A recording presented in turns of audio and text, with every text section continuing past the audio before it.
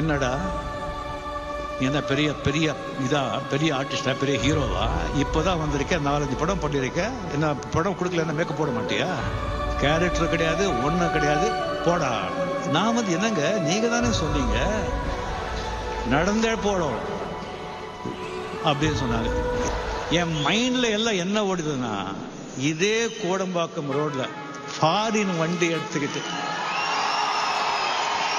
அந்த கால் மேல கால் போட்டு உட்காந்து இதே ஏவிஎம் ஸ்டோர்ல அதே ஃப்ளோர்ல போகலன்னு சொன்னா, நான் ரஜினிகாந்த் இட்டாலியன் ஃபியட் வண்டி 4.25 லட்சத்துக்கு வாங்கினேன்.